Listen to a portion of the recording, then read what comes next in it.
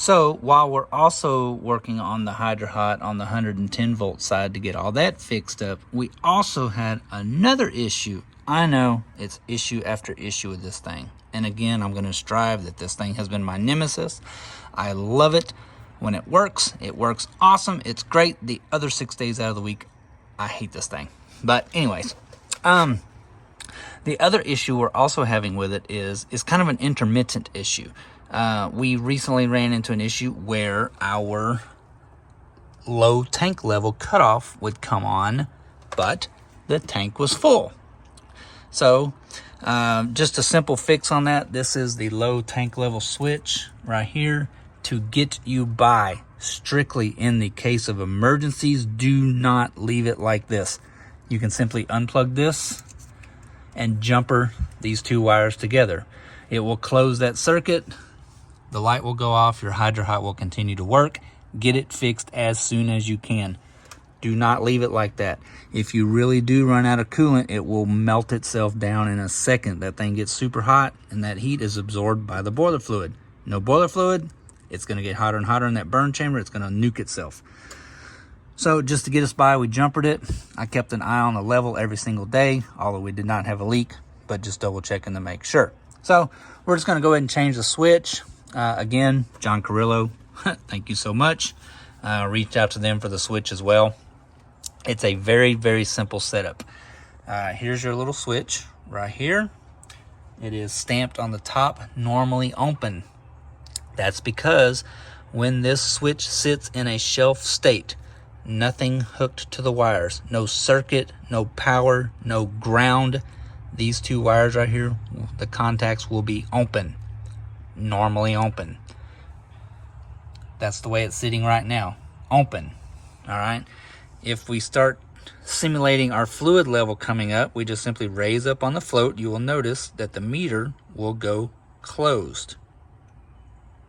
All right, completing the circuit. The system thinks it's full. Your light will go out.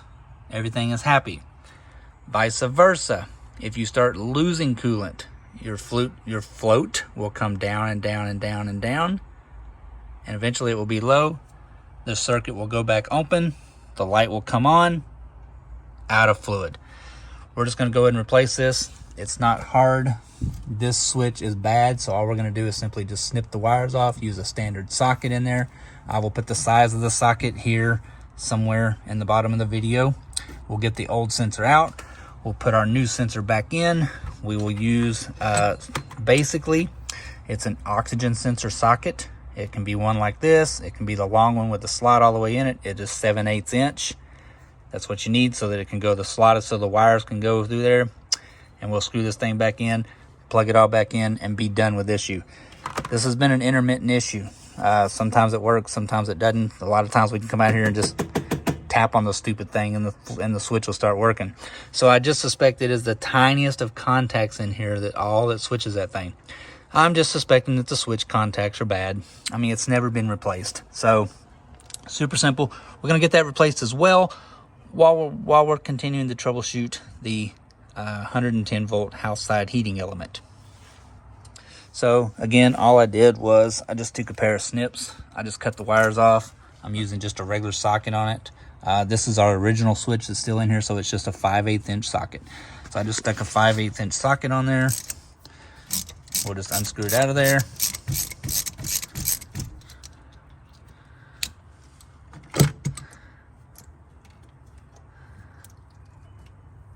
We'll get the old assembly out of there.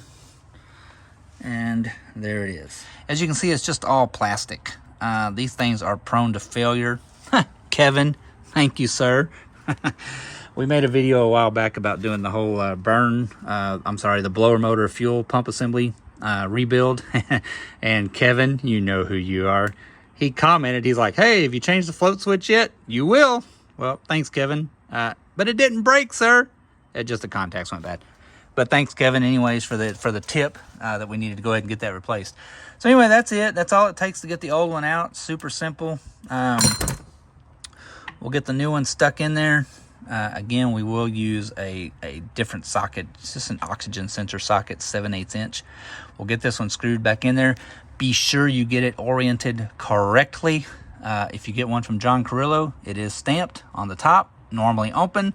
That will face up when you get it all in there so that the switch will work in the correct position. If you get it backwards, when it's out of fluid, it will think it's full. And when it's full of fluid, it will think it's not. So anyways, we're gonna get this stuck in there right quick and we'll be done with that situation. So all we did on the new switch was we just put a little bit of, now this, it looks like Teflon tape, but it's not, but it is. This is a tape that my company uses. It's made by Blue Monster. The tape actually has a liquid PTFE coating applied to it. That's what the blue stuff is. That is a thread lubricant and a sealant as well. A lot of people don't like to use regular Teflon tape. I do not either. I would rather just use a liquid thread sealant rather than Teflon tape. But this is really awesome stuff. It's made by Blue Monster. It's all we use in the industry that I work in. We use it on natural gas connections, liquid connections, coolant connections, water connections, anything and everything, stainless steel. It's a great lubricant, especially when you have two dissimilar metals. This is brass and this is steel, and it will gald up if you're not careful. So that acts as a thread lubricant as well. So we're gonna get this one stuck in there and be on our way with that.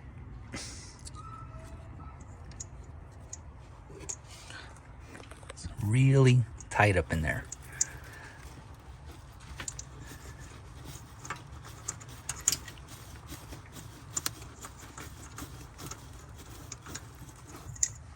Just like that. So you'll notice the really tricky part is once it's up in there, you can no longer see the top of it really where it says normally open. So what I did as well, and it may not show up on camera, but I actually marked a little white arrow right there, which is pointing down right now, but that arrow will point up once I get it tight. Easy to see. So I'm gonna try to do this with the camera and holding the socket. But anyway, you see the socket, it's just split. We're just gonna get it right across the wires, stick it right up in there on the switch, and we are gonna tighten the switch up.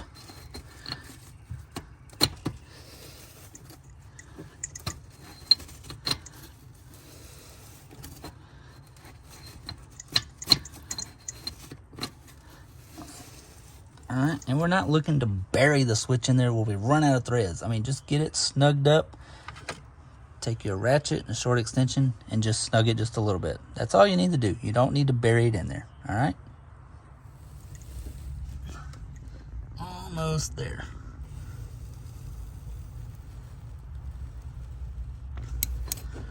All right, just like that. Our little arrow is facing up. It's just a 6-point, so your flat will also be basically parallel to the top of the hydro hot right there.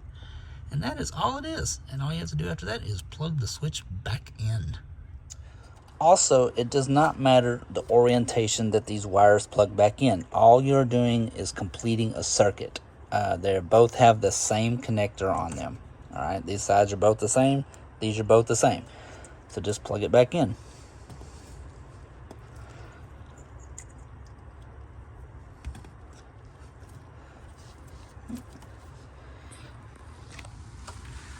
All right, just like that.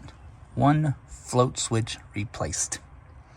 And we will now notice that it is reading correctly. We are out of water. There's no water in the hydro hot, and our low tank level is illuminated. All right, so we're just gonna fill the hydro hot back up for right now, just with clean water. I know. It is merely because we're just flushing the whole entire system out right now, so we're just using fresh water.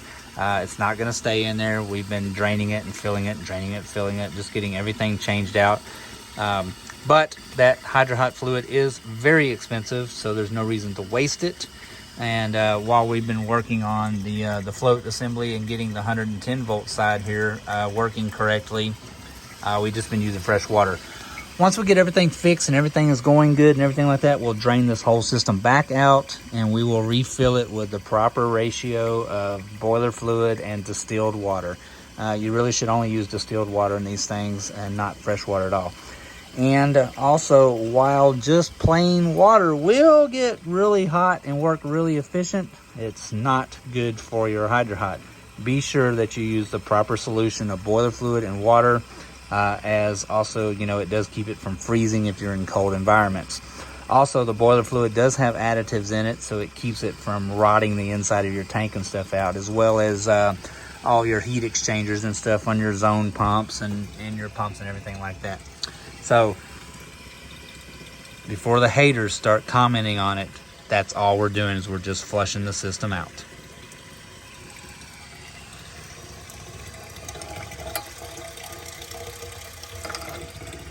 Oh, I noticed our light just went out. I almost caught it on video. Anyways, the float switch is working correctly now. Thank goodness. And also, don't forget to drain the bottle out, get all that stuff out of there, and wash that out well. So we're also going to put some fresh, clean water in there as well, just to give it a little solution in there of clean water to continue to wash it out. And we have the main system full, so we're just going to get it back up to the cold level, about right there. Whoops. All right. So the main system's full again. We got a little bit in the water. We're going to cap it up. We're going to turn everything back on. We're going to turn our zone pumps, get everything back on, circulating everything through there with clean, fresh water. And then we'll start the process all over again. We'll drain all that out. We'll clean our tank out again, and we will be done with that. We can get our distilled water and hydro hot solution in there once we get our heating element situation figured out, whatever that is.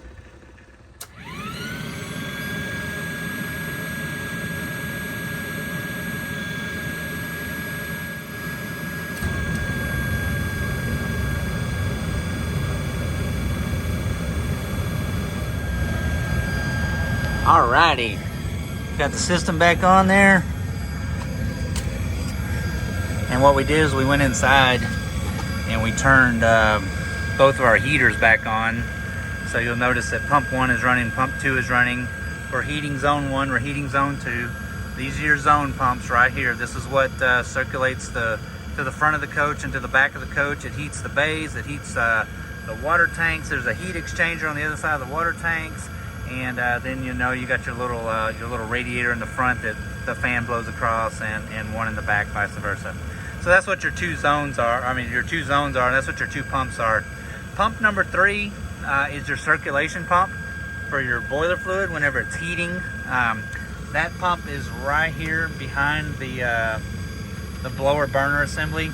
And then, of course, we have our engine preheat pump also, which is located right down there in that little tiny hole, and that is a booger to change. But anyway, we got to fill it back up. We're going to let this water circulate through it for a while with both pumps and everything on, just continuing to flush everything out. But that's kind of a quick overview. I mean, most of you know how your hydro hots work, but in case you didn't, that's all there is to it, really. Preheat pump. There's really 4 pumps. I know it says pump 1, pump 2, pump 3, but this is also a pump. I don't know why they numbered it like that, but I'm so glad to see this light right here not coming on and off all the time. That low tank level, man, that thing has gotten us several times where we've had to come out here and jumper this, but we're just gonna let it run for a while, keep letting everything circulate, get some more stuff. It's already super, super clean, but a little bit cleaner. And of course, there's no way we could end this video without saying thank you. Thank you to you guys, the subscribers. Your encouragement, your comments, your kind words. I can never tell you enough how wonderful you guys really are.